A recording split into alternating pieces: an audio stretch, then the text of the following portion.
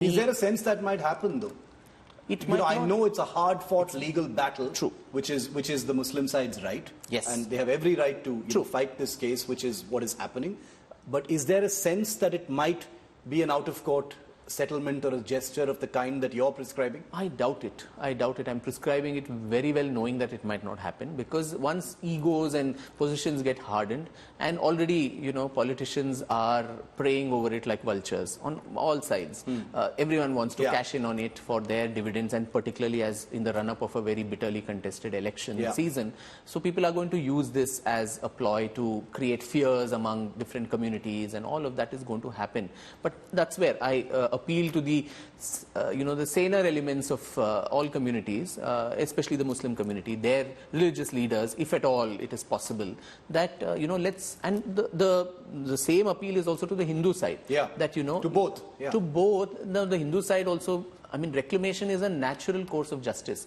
To get justice for your ancestors and what they have been fighting for is something that is a very common, principles of justice. So I am not a votary of this other theory that just give us these three, we will give up on the rest. Nobody, no political party or a social organization has the right to take that position on behalf of all Hindus. No one has given them that right. So let the Hindus also do some background work. There are various numbers floating, Shiv. Some say, quote Sitaram Goyalji, and say there are 1,860 or so temples over which documented from hundreds to thousands, we've heard the numbers. And then there are 20,000, 40,000. So we want, the ideal situation is we want all the temples back, which is not possible, to be honest. But in that, can we have a priority list, which is most sacrosanct, in which there is a lot of historic evidence, there is literary evidence, there is archaeological proof, and more importantly, it's been a place of continuous worship, which means that our ancestors did not give up on it. They fought for it despite all odds. So in those cases, in natural course of justice, it is only right that, we give that justice, retributive justice, in a retrospective way to the fight that our ancestors were putting. Right. The political toxicity and the social unrest that you express your concern about, that first bit, I think, is a ship that has already sailed, especially with an election coming up. Social unrest is something that should concern us all. So how do we move forward as far as that is concerned? How do the petitioners move forward as far as that is concerned without taking their eye off the possibility of social unrest? But my last couple of questions to you, Vikram, is also on something you just mentioned, which are the numbers. Those leading the reclamation enterprise in court, Vishnu Shankar Jain and his father, often say that this is just the start. They say that there'll be similarly mounting reclamation efforts in the Taj Mahal, in the Qutub Minar, and hundreds perhaps of other sites. Vishnu Shankar Jain has been on India Today with me, actually saying that. How would you reply to those as someone who has documented the case and has this overview of what's happening? How would you reply to those who ask, where does it end? So it will end till the time evidence can be brought up. As I said, where there is overwhelming evidence of scriptural, literary, historic accounts, epigraphic accounts, archaeological evidences.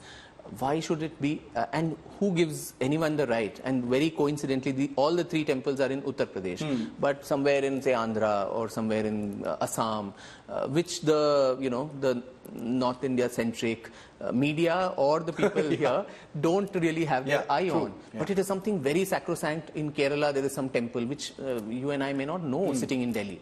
So why should we deny anybody that right? If the people here are having the right to reclaim Kashi, Mathura, Ayodhya, someone there wants to reclaim that. If there is evidence, if there is overwhelming support for that among the local populace and the consciousness, then it should be open game for anyone. And that's why I think as much as possible, if first of all the Hindu side, my prescription to resolve this is first the Hindu side needs to do its homework, get the list, very foolproof list, get the numbers. How many do you want? Even if you want to negotiate or put cases, how many do you want? 40,000, do you know the location of each of the 40,000? Maybe not at all. You may know some vague numbers which are there. So, and then prioritize that and say, then approach the other side, and that that negotiation is the next step, where, you know, you go either out of court or through legal contestation if out of court doesn't work. Right. I mean, even in divorce cases, the judges say, you know, do an out-of-court settlement, because a lot of muck comes out in court disputes. So this case also has seen so much of bad blood between the two communities. Indeed. We've had everything, including the Nupur Sharma case, which came as an offshoot of exactly of these discussions that happened after the Shivling came out, and the other side kept disparaging it as the fountain. And you saw all the unrest that happened, Kanhailal's murder and everything that unfortunate. We wouldn't want that to happen, but if that is the only scenario available, that through legal contestations we need to go there, then so be it. But I feel a time has come where a kind of a truth and reconciliation, you know, commission, which is what we need to have in India to make complete peace with our past. Right. While India is poised for such greatness, and while we're having all this, you know, objective of a new India, $5 trillion economy, military might, all of that, which is catapulting us, we are on the threshold of greatness.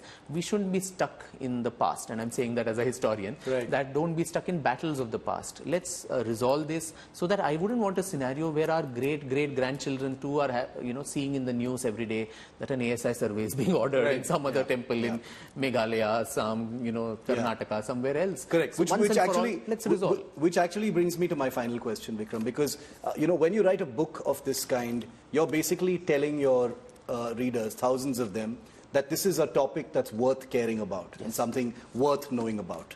And I'm sure you're stopped everywhere you go and asked questions. So I'll ask you a question. If you were stopped somewhere and asked a question like, why should I care about what happens with the Gyanvapi case? How would you answer that? Final question. Yeah, that's the googly. No, I think you should care about it because your ancestors cared for it.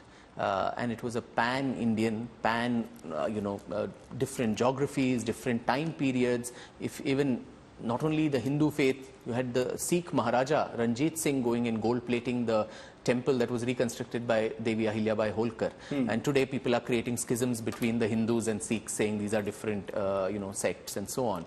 So it was not just one group or one community or one linguistic group which had this as sacrosanct and sacred. So everybody had this as a national consciousness, and an importance of that was underscored that way. So obviously as a civilizational marker, it should be important to every Indian, including the Indian Muslims.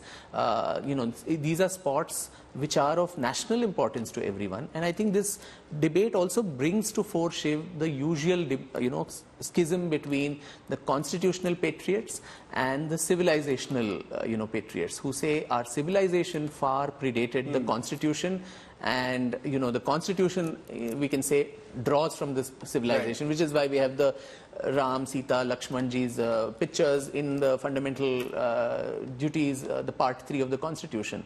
Today, if that was done, it would be called as Sanghi propaganda and right-wing politics and all of that. But our founding fathers and mothers, they did not think so. They thought this is part of our civilization. Some things are non-negotiable. It's very much a definition, a quintessence of what is Indian, what is Bharatiya.